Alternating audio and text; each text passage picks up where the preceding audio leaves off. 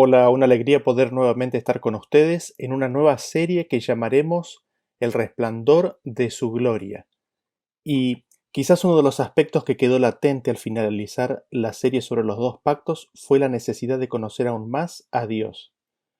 ¿Por qué decimos esto? Porque habíamos visto todo lo que Dios quiere hacer por nosotros, en nosotros y con nosotros. Recordemos cuáles eran las promesas del pacto de Dios, el pacto nuevo. Para eso vamos a leer Hebreos capítulo 8 a partir del versículo 10 en adelante. Dice: Por lo cual este es el pacto que haré con la casa de Israel después de aquellos días, dice el Señor. Pondré mis leyes en la mente de ellos y sobre su corazón las escribiré, y seré a ellos por Dios y ellos me serán a mí por pueblo. Y ninguno enseñará a su prójimo ni ninguno a su hermano diciendo: Conoce al Señor, porque todos me conocerán, desde el menor hasta el mayor de ellos, porque seré propicio a sus injusticias y nunca más me acordaré de sus pecados y de sus iniquidades. Entonces, ¿en qué consiste el pacto, las promesas de Dios? ¿En qué consiste el pacto de Dios? ¿En qué consisten sus promesas? En que, en primer lugar, Él pondrá sus leyes en nuestra mente y sobre nuestros corazones las escribirá. En segundo lugar, y consecuentemente, Él viene a ser nuestro Dios y nosotros venimos a ser su pueblo. ¿Y cómo es esto? Es sencillo. Esto viene a ser así porque ya no tendremos dioses ajenos, es decir, no tendremos personas, no tendremos cosas, no tendremos conceptos que ocupen el lugar del Dios verdadero. Esto también es un evento corporativo dentro del pueblo de Dios, porque dice que ninguno enseñará a su prójimo porque todos conocerán al Señor.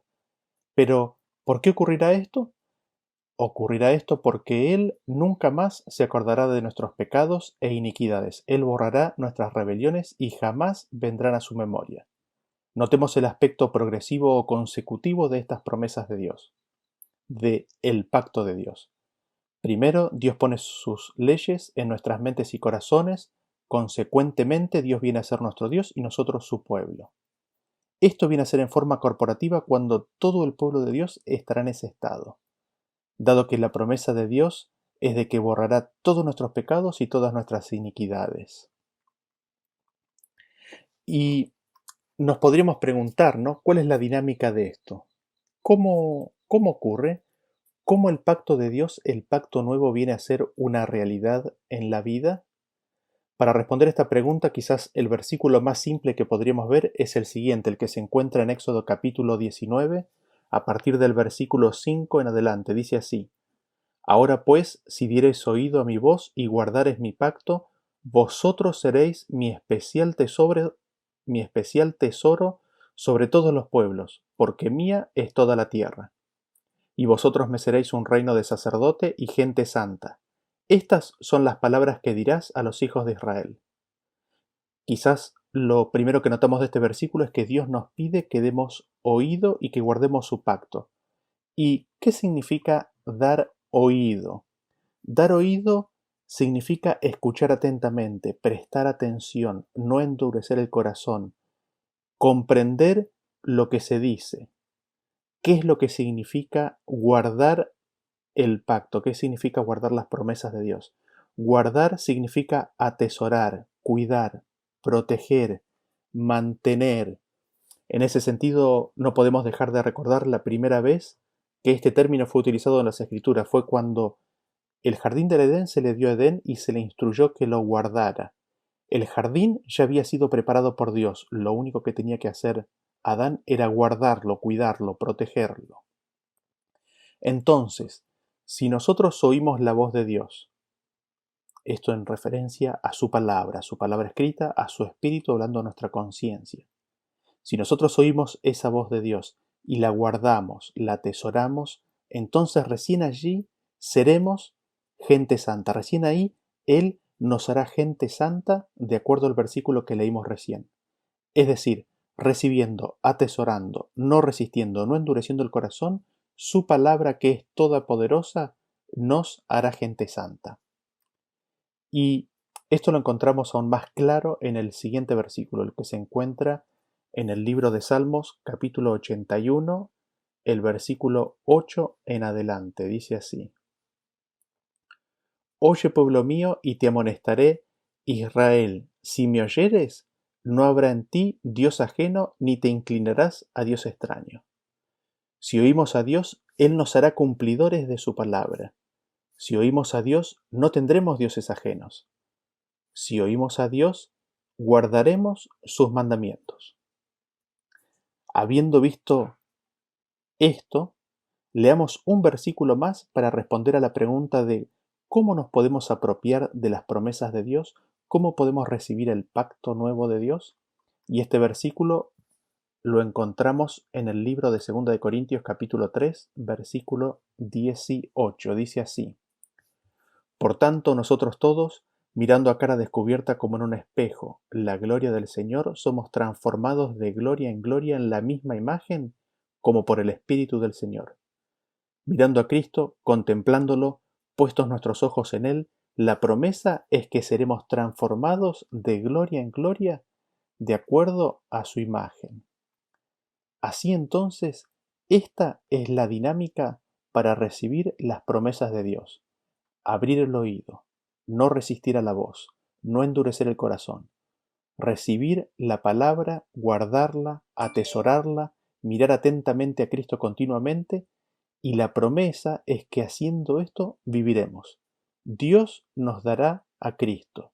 Dios nos dará su vida, su Espíritu Santo, el cual grabará en nuestros corazones su ley y nos hará su pueblo. Porque, ¿qué es lo que nos sucede? Al recibir la palabra de Dios, al conocer más cerca de las promesas de Dios, algunas nos resultan difíciles de incorporar en nuestra vida. Sencillamente porque no confiamos plenamente en Él. No lo conocemos lo suficientemente bien como para darle el control total y absoluto en nuestra vida. Nosotros tenemos nuestros propios planes y se los comunicamos a Dios y pedimos su guía y dirección, pero muchas veces son nuestros planes y nuestros propios designios. Un ejemplo bien claro de esto lo encontramos en la promesa que creería nos cuesta a todos, que se halla en Mateo capítulo 6, el versículo 33, dice así: Mas buscad primeramente el reino de Dios y su justicia, y todas estas cosas os serán añadidas. Todas estas cosas que son prometidas a ser agregadas son las cosas necesarias de esta vida: alimento, ropa, lugar donde vivir, las necesidades de esta vida. Y lo que nos dice el versículo es de que si buscamos primero el reino de Dios, todo eso otro viene por añadidura, viene solo. Así, Cristo nos presenta con una propuesta.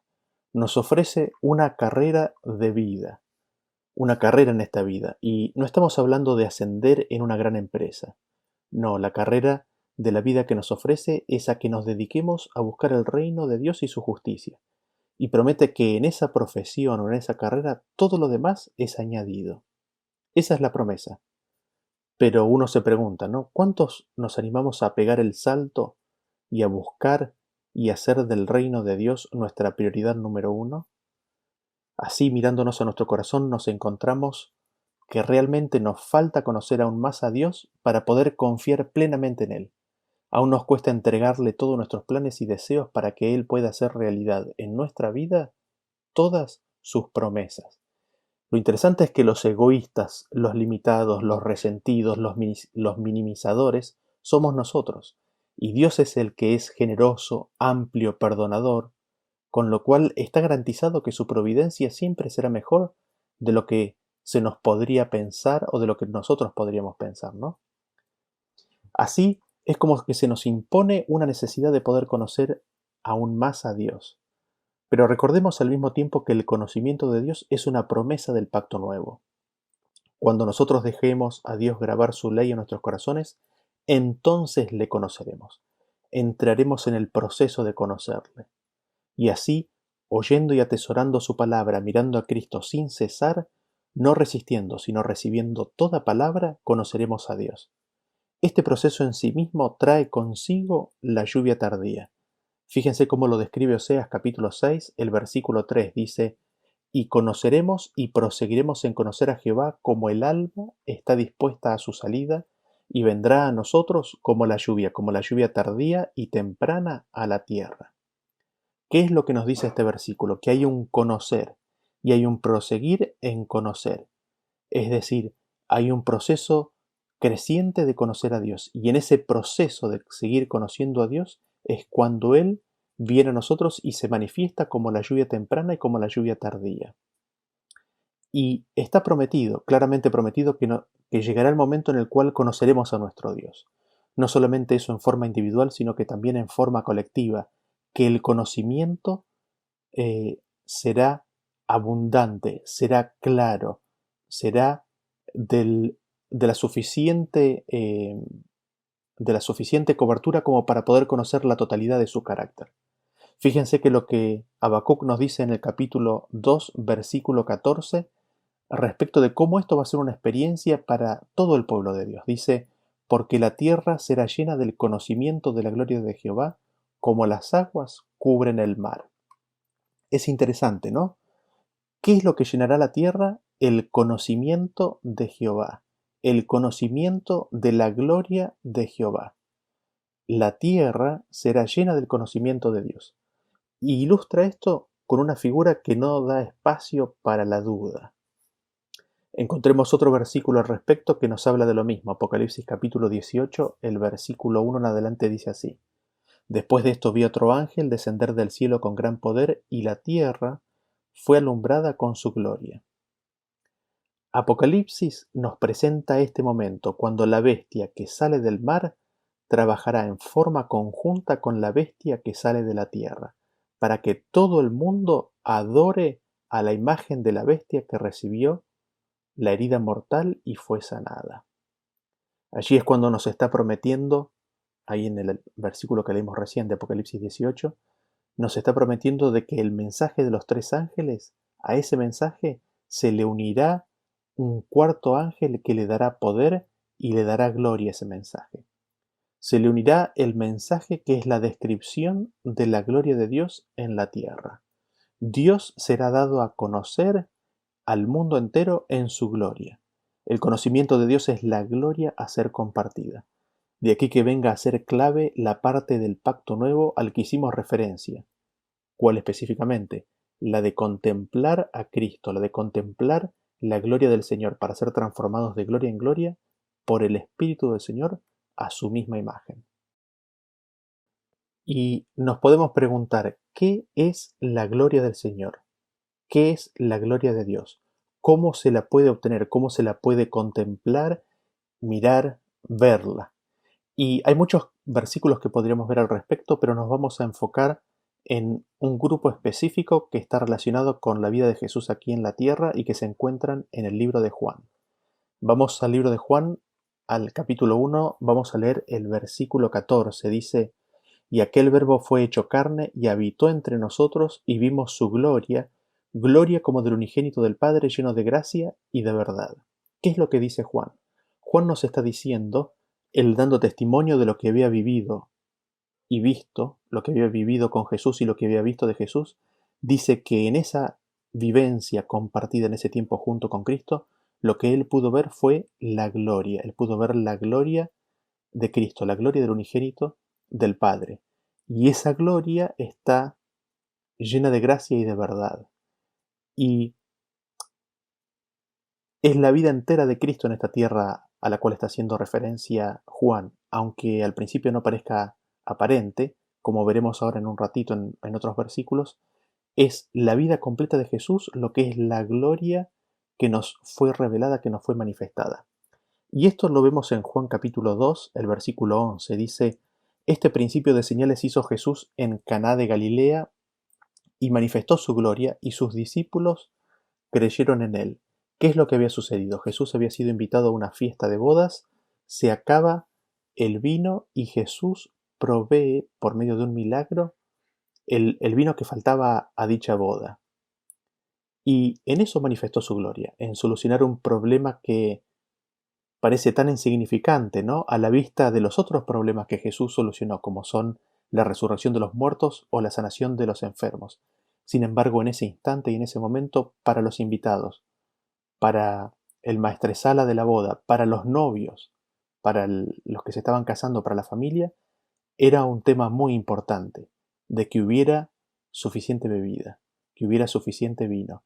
Y Jesús provee eso, y en eso se muestra su gloria, que aun en las cosas más pequeñas, que a la vista de aquel que tiene un problema más grave puede parecer trivial, aun en eso Cristo se preocupa y manifiesta su gloria dando, proveyendo aquello que hace falta. Y este dice que es el principio de la gloria, ¿no? El principio de señales. Vean ustedes lo que dice en Juan capítulo 17.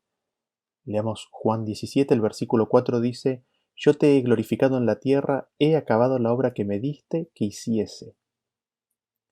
Cristo glorificó al Padre, Cristo acabó la obra que el Padre le había dado que hiciera. La obra que Cristo consistió, o la obra que Cristo hizo, consistió precisamente en darle gloria al Padre, en glorificar al Padre, en manifestar la gloria del Padre. Y es interesante porque eso al mismo tiempo nos define cuál es la gloria de Cristo, ¿no? Al Cristo declarar, manifestar, revelar, dar a conocer la gloria del Padre, eso es la gloria de Cristo. La gloria de Cristo consiste en revelar a su Padre, en manifestar cómo es Él. Y por eso vimos su gloria, ¿no? También, porque así la gloria del Padre viene a ser la gloria del Hijo mismo. Y esto específicamente, ¿cómo ocurrió si lo queremos ver en forma más detallada? Para eso miremos el contexto de Juan 17. A partir del versículo 6 nos dice así: He manifestado tu nombre a los hombres que del mundo me diste, tuyos eran y me los diste y han guardado tu palabra. Ahora han conocido que todas las cosas que me has dado proceden de ti, porque las palabras que me diste les he dado, y ellos las recibieron y han conocido verdaderamente que salí de ti, y han creído que tú me enviaste. Yo ruego por ellos, no ruego por el mundo, sino por los que me diste, porque tuyos son, y todo lo mío es tuyo, y lo tuyo es mío, y he sido glorificado en ellos. Notemos aquí que así como Cristo ha sido glorificado en sus discípulos, en la pequeña medida en la cual ellos se dejaron llevar fruto, así también Cristo glorificó a su Padre. ¿Y cómo lo hizo? Manifestando, dando a conocer el nombre de Dios, revelando el nombre de Dios. ¿Es esto una pronunciación sonora especial? No. Vean ustedes cómo dice Romanos 2:23. Dice: Tú que te jactas de la ley, ¿con infracción de la ley deshonras a Dios? Porque como está escrito, el nombre de Dios es blasfemado entre los gentiles por causa de vosotros. Cristo declaró, manifestó el nombre del Padre al vivir perfectamente la ley de Dios en su vida, porque Él no vino para abrogar, sino para cumplir, para llenar el cumplimiento de la ley. Y los discípulos, habiendo recibido el nombre de Dios, el conocimiento del carácter de Dios en el sentido de haber visto en Cristo el cumplimiento de esa ley, el cumplimiento en espíritu de esa ley, ahora conocen que todas las cosas que tiene Cristo proceden del Padre. Ahora conocen que todo lo que el Padre recibió, que todo lo que Cristo recibió, lo recibió del Padre. Así Cristo puede decir que todo lo del Padre es de Él y todo lo suyo es del Padre. Y no solamente eso, sino que también han conocido y han creído que Cristo realmente salió del Padre y vino al mundo. Ellos creyeron que verdaderamente Cristo procede del Padre. Entonces, Cristo glorificó al Padre dando a conocer el nombre del Padre, revelándolo y también revelándolo en su vida, ¿no? En su vida mediante el cumplimiento de los mandamientos. Y también glorificó al Padre dándoles las palabras que el Padre le había dado para que le diera a sus discípulos. Es decir, Cristo glorificó al Padre al vivirles la vida de Dios en la tierra, por eso se llama Emmanuel, Dios con nosotros, y al darles fielmente la palabra de Dios. Y dentro de esto, y adicionalmente, nos podemos preguntar cómo fue la vida de Cristo la glorificación del Padre. Y la respuesta para eso la encontramos en Juan 15:8, que nos dice así: En esto es glorificado mi Padre, en que llevéis mucho fruto, y seáis así mis discípulos. Dios es glorificado en que llevemos mucho fruto. Así, en Cristo se manifestó la plenitud del fruto, y el Padre fue glorificado. Si nosotros llevamos frutos, seremos así sus discípulos, los discípulos de Cristo, así como Cristo llevó mucho fruto. Y lo que vemos es que en Cristo se manifestó en su plenitud más completa el fruto. ¿Qué fruto? El fruto del Espíritu, el cual es amor, gozo, paz, paciencia, benignidad, bondad, fe, mansedumbre, templanza. Así fue como el Padre fue glorificado, así fue como el Padre fue declarado, fue manifestado en acción y en palabra, lleno de gracia y de verdad, lleno de amor, de gozo, de paz, de paciencia, de benignidad, de bondad, de fe, de mansedumbre, de templanza. Y leamos un versículo más, al respecto, el que se encuentra en el mismo capítulo, Juan 17, versículo 22 y 23 dice: La gloria que me diste, yo les he dado para que sean uno, así como nosotros somos uno, yo en ellos y tú en mí, para que sean perfectos en unidad. Así, tenemos confirmación adicional a lo que mencionamos recién. La gloria de Cristo es la gloria del Padre, es la gloria que el Padre le dio. Y esta gloria consiste en que el Padre mora en Cristo. ¿Por qué? Porque dice tú en mí. Y nosotros podemos glorificar a Cristo y consiguientemente al Padre si Cristo mora en nosotros por su Santo Espíritu.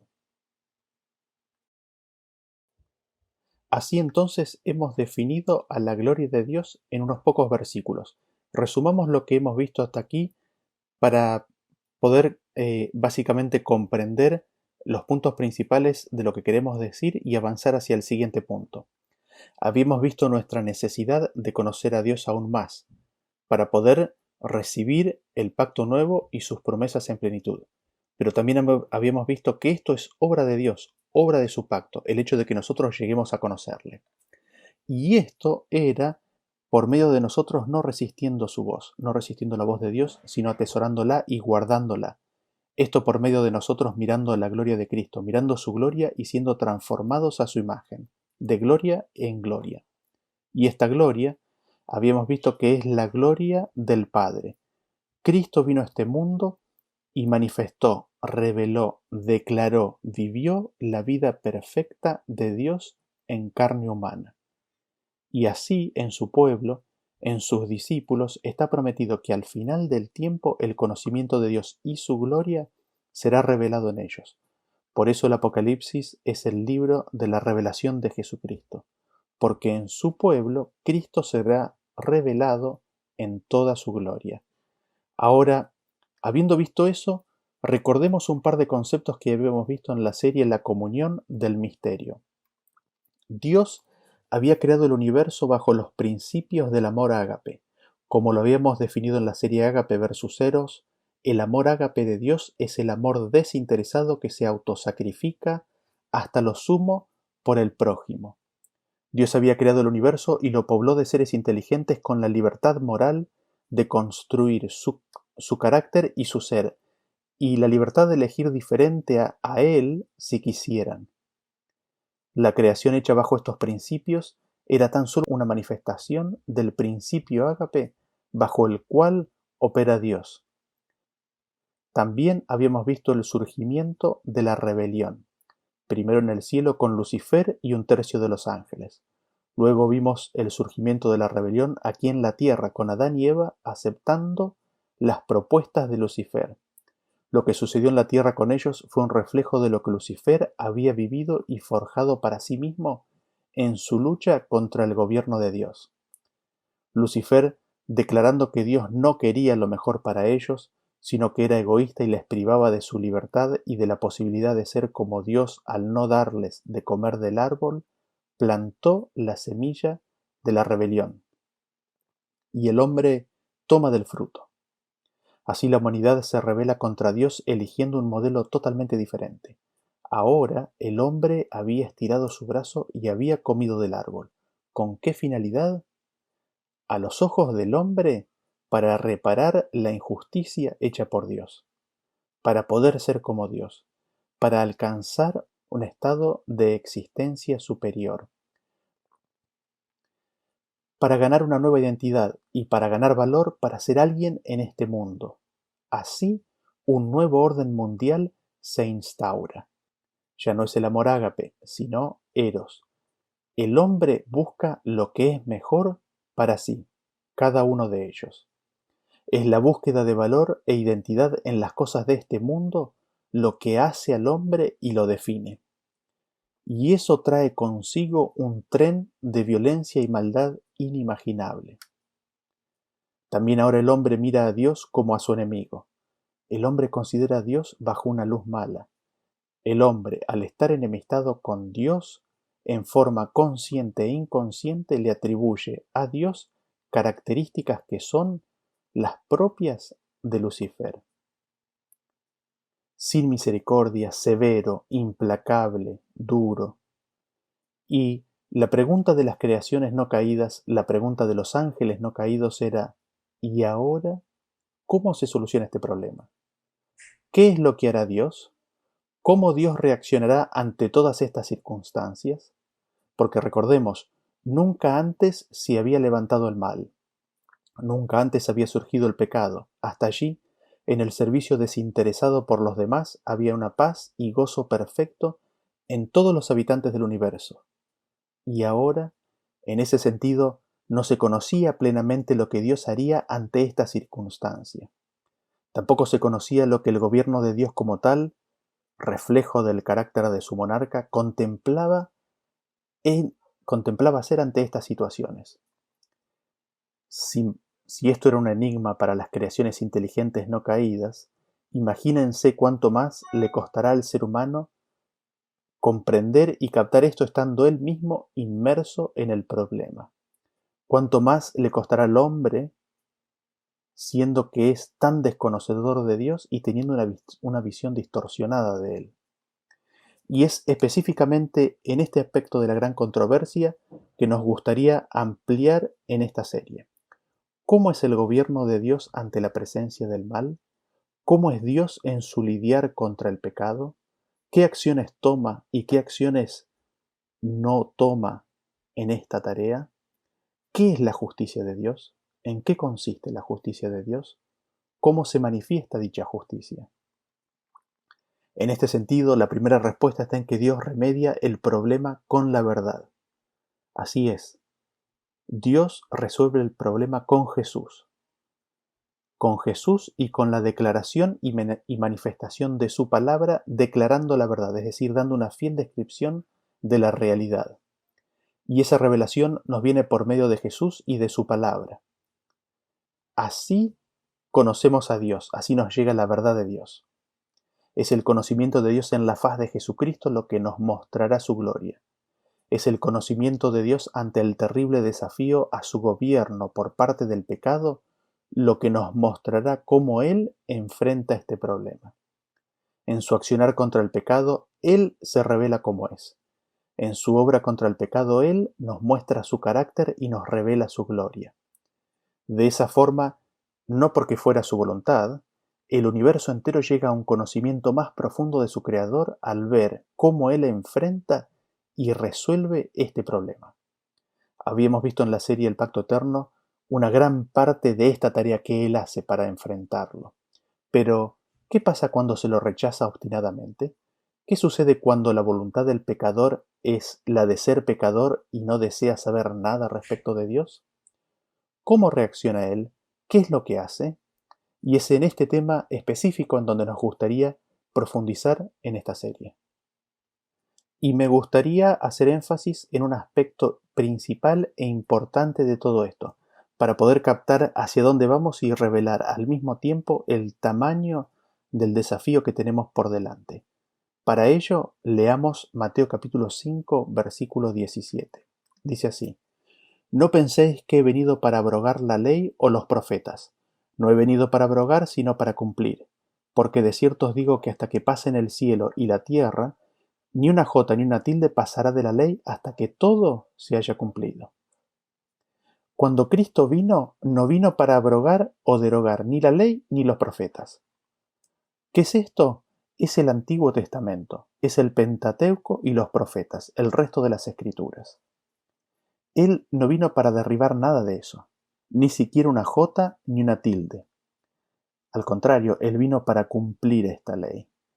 Él en su vida nos mostraría cómo se vive la vida y la ley de Dios en forma perfecta en la humanidad.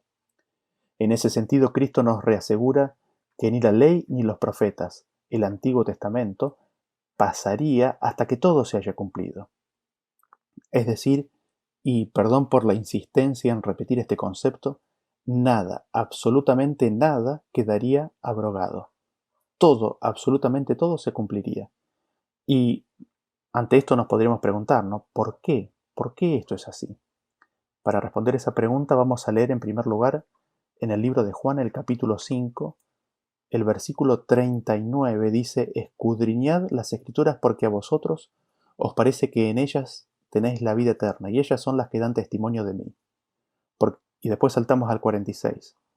Porque si creyeseis a Moisés, me creeríais a mí, porque de mí escribió él. Pero si no creéis a sus escritos, ¿cómo creeréis mis palabras? Entonces, ¿por qué Cristo no vino para abrogar la ley, sino para cumplirla? ¿Por qué ese es su mensaje? Básicamente porque las escrituras dan testimonio de Cristo mismo. Lo que está escrito en la ley, lo que escribió Moisés, ¿acaso lo inventó Moisés? Absolutamente no. Cristo mismo nos dice que lo que Moisés escribió, lo escribió de Cristo, es decir, que Cristo se lo dio. Y Cristo afirma más aún diciendo que es imposible creer en Cristo si no creemos en las palabras de Moisés. ¿Por qué? Porque fue de Cristo quien escribió Moisés. Escribió de él. Porque Cristo inspiró a Moisés. Porque lo que escribió Moisés, lo que escribió de Cristo, no de sí mismo. No salió de Moisés, salió de Cristo y Cristo se lo dio a Moisés y Moisés lo escribió. Este punto es importantísimo y es lo que nos dice Jesús.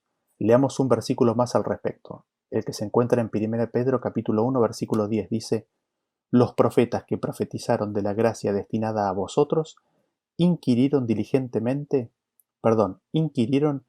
y diligentemente indagaron acerca de esta salvación, escudriñando qué persona y qué tiempo indicaba el Espíritu de Cristo que estaba en ellos, el cual anunciaba de antemano los sufrimientos de Cristo y las glorias que vendrían tras ellos. Los profetas que profetizaron y escribieron al respecto en las Escrituras, ellos preguntaron y buscaron en forma diligente todo lo relativo a la salvación por Dios ofrecida. ¿Cómo hicieron esto? Investigando, tratando de conocer qué persona y qué tiempo indicaba el Espíritu de Cristo que estaba en ellos, y que les indicaba o les mostraba de antemano los sufrimientos de Cristo y las glorias que le seguirían. Así, en este versículo vemos que lo que los profetas profetizaron y escribieron es lo que el Espíritu de Cristo que estaba en ellos les mostraba. Es decir, lo que ellos escribieron es lo que les dio Cristo. Jesús es el autor de la palabra de Dios toda, enterita es de Jesús. Jesús es el autor e inspirador de la palabra de Dios. Por esa razón, es imposible que Cristo mismo haya venido a derogar o abrogar la ley. Es imposible, porque es Él el que la dio, porque es suya. Lo que Él vino a hacer fue a cumplirla. Y cumpliendo esa ley, nos reveló al Padre, nos reveló a Dios, nos reveló su carácter, nos llenó del conocimiento de Dios y de la gloria de Dios y de cómo es Dios. Por eso en 1 Timoteo 3:16 nos dice: e indiscutiblemente grande es el misterio de la piedad. Dios fue manifestado en carne. Dios fue manifestado en carne en la persona de Jesucristo. En Cristo vimos todo el carácter del Padre. En Cristo vimos la ley perfectamente vivida. Y para estar perfectamente seguros en este punto en particular de que en Cristo vimos la ley perfectamente vivida y cumplida, leamos los siguientes versículos. El primero es el que se encuentra en Salmos 119-172. Dice: hablará mi lengua tus dichos porque todos tus mandamientos son justicia. Todos los mandamientos de Dios son justicia, son la justicia de Dios. Ahora, respecto de Cristo y de la justicia de Dios, así como está expresada en sus mandamientos, leamos lo que dice Salmos capítulo 40 a partir del versículo 8 en adelante. Dice: el hacer tu voluntad, Dios mío, me ha agradado, y tu ley está en medio de mi corazón. He anunciado justicia en grande congregación. He aquí, no refrené mis labios, Jehová, tú lo sabes. No encubrí tu justicia dentro de mi corazón, he publicado tu fidelidad y tu salvación. No oculté tu misericordia y tu verdad en grande asamblea. Cristo se deleitaba en hacer la voluntad de su Padre. Era su delicia y su gozo en todo instante. ¿Por qué? Porque la ley de Dios estaba grabada en su corazón. Al ser esto así, entonces la justicia de Dios estaba en su corazón y le era imposible a Cristo ocultarla. De su corazón manaba lo que había en su corazón. No podía callarlo, porque de la abundancia del corazón habla la boca. Esto fue siempre así, porque en Jesús no hubo pecado ni se halló en él maldad. Él fue perfecto en todos sus caminos. ¿Y qué implicancias tiene todo esto para lo que venimos desarrollando? En primer lugar, Cristo guardó los mandamientos de Dios, los guardó todos sin faltar ninguno. En segundo lugar, Cristo, al manifestarnos el carácter del Padre, al darnos a conocer su forma de ser, su estilo de vida, su carácter, nos declara y nos manifiesta que así como Él es, así es el Padre. El que me ha visto a mí, ha visto al Padre, le dijo a Felipe. Entonces, los mandamientos son un reflejo del ser del Padre. Esto es totalmente natural, dado que el gobierno de Dios refleja el carácter y el cómo es Dios. Y esto lo vimos en el hecho de que la justicia que estaba guardada en el corazón de Cristo era la justicia del Padre. La justicia que se nos reveló en la vida de Cristo, vivida de acuerdo a la voluntad del Padre y de la cual tenemos en forma escrita humana los 10 mandamientos. Y vemos que Cristo guardó todos los mandamientos de Dios. Y entre esos mandamientos está el mandamiento de no matar. Cristo no mató a nadie, es decir, Cristo guardó los mandamientos de su Padre en su corazón y los vivió. Y nos preguntamos, ¿Dios mata? Y aquí es donde se nos plantea una gran pregunta respecto de cómo Dios opera y actúa ante la rebelión. Porque tenemos ese testimonio de Jesús por un lado, de que Él es la manifestación perfecta del cumplimiento de la ley de Dios, de la vida y de la justicia de Dios por un lado, y por el otro lado tenemos este otro testimonio que también es inspirado por Cristo mismo. Le doy 2 ejemplos específicos de este otro testimonio. El primero que encontramos es el de 2 de Samuel 6:7 que dice: «Y el furor de Jehová se encendió contra Usa, y lo hirió allí Dios por aquella temeridad, y cayó allí muerto junto al arca de Dios». Este versículo nos dice que la ira de Dios se encendió y Dios hirió a Usa y allí mismo murió en ese instante. Es bastante conclusivo, ¿no es cierto? Evidentemente Dios mató a Usa. Veamos otro ejemplo. Génesis 38:10. «Y desagradó en ojos de Jehová lo que hacía, y a él también le quitó la vida». También parece bastante concluyente, ¿no? El texto es claro y directo. Dios le quitó la vida. Y cuando dice también, nos está diciendo que no era el primero. Entonces nos preguntamos, ¿pero cómo hemos de entender todos estos versículos entonces? ¿Cómo hemos de entender lo que hemos leído con anterioridad? ¿Será que Dios opera diferente ante el pecado? ¿Será que ante la emergencia se abre un período para medidas de emergencia? ¿O será que el gobierno no opera de esa forma, sino que siempre opera bajo exactamente los mismos principios?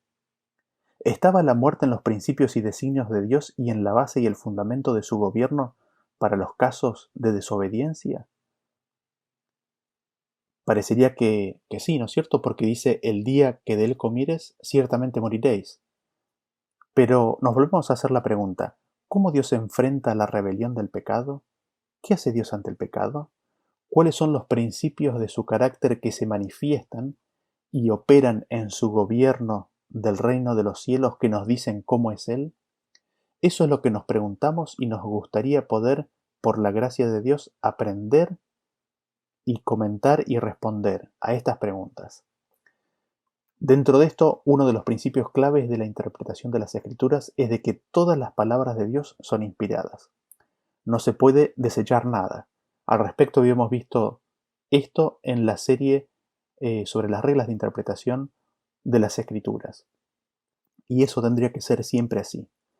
Esto nos lleva a que tenemos que considerar toda instancia, todo versículo, todas las Escrituras. Es necesario sumar al análisis para poder encontrar la posición o la postura en la cual todos los versículos son verdad.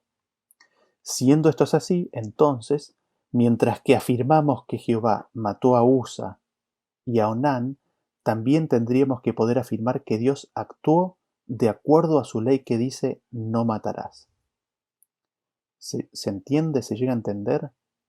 Es decir, Dios no rompió su ley al hacerlo. Es decir, que la justicia de Dios, sus mandamientos, fueron mantenidos en forma impecables cuando Dios mató a Usa. Y eso nos hace preguntarnos, ¿cómo es esto posible? ¿Será esto posible? ¿Cómo es esto posible? Nos preguntamos, ¿cómo mató Dios a Usa entonces? ¿Y qué acerca de los distintos juicios de Dios? ¿Y qué acerca de las historias que encontramos en el Antiguo Testamento? ¿Cómo podría decirse que Dios lo hace y al mismo tiempo decir que cumplió con el mandamiento que dice no matarás? A ese estudio nos vamos a dedicar en esta serie. Que Dios nos ayude porque es un tema tan grande, tan delicado, tan hermoso, tan profundo, que reconocemos nuestra total incapacidad. Que Dios nos ayude a encontrar en su palabra y en la vida de Cristo la respuesta a todas estas preguntas, para que en este accionar de Dios ante la rebelión podamos contemplar y recibir su gloria y ser transformados de gloria en gloria de acuerdo a la imagen de su Hijo. Que Dios los bendiga y nos vemos en el próximo tema. Hasta luego.